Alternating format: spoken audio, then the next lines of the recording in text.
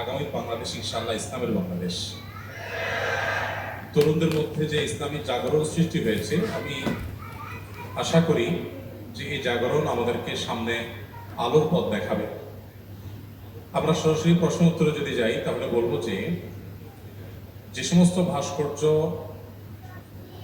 কোনো একটা প্রাণীর পরিপূর্ণ আকৃতি প্রকাশ করে, চোখ, নাক, মুখ, কান, সেগুলো বাসাবাড়িতে রাখা, সেগুলো দোকানে রেখে শোপিস হিসাবে বিক্রি করা, ব্যবসা করা, এটা হারাম হওয়ার ব্যাপারে পৃথিবীতে কোনো আলেমের দ্বিমত নেই। সকল মাসলাক, মানহাজ, মাযহাবের সকল উলামায়ে কেরামের ঐক্যমতে এটি নাজায়েজ এবং হারাম।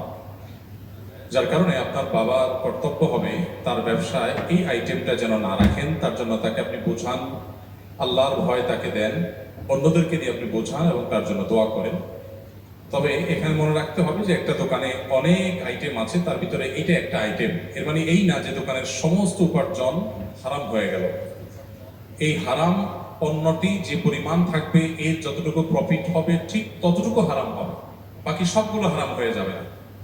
তাহলে হালাল এবং হারাম যদি মিশ্রিত থাকে, তাকওয়ার দাবি হলো সেই উপার্জন অ্যাভয়েড করা। আপনি যেহেতু তার উপরে ডিপেন্ডেন্ট, আপনার নিজস্ব কোনো উপার্জন না থাকলে ইনশাআল্লাহ এখান থেকে আপনি আপনার প্রয়োজন মতো ভরণ পোষণ গ্রহণ করতে পারবেন।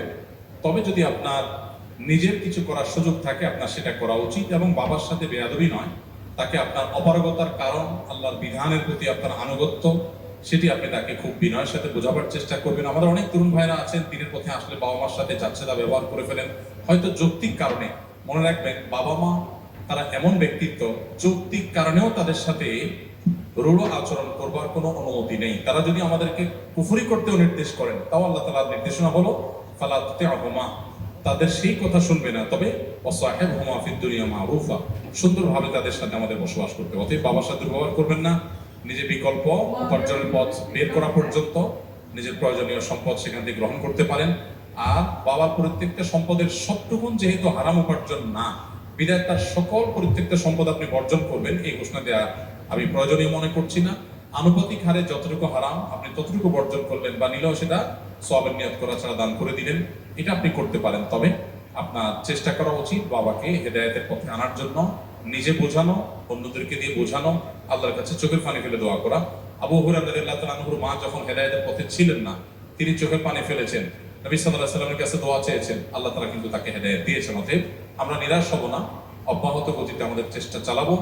আর এমন যুবক হন যে নিজের উপার্জনে আপনার বাবা আপনার উপর ডিপেন্ডেন্ট হয়ে যায়।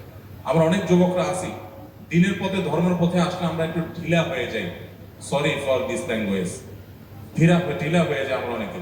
হুজুর হওয়ার আগে ছেলে অনেক স্মার্ট ছিল, হুজুর হওয়ার পরে এখন ঘুম থেকে উঠে না, কাপড় চোপড় ময়লা থাকে, আশেপাশে অন্যান্য ফ্যামিলির লোকজন নেগেটিভ মন্তব্য করে যে এই ধার্মিক হলে বোধহয় এরকম হয়ে যায়।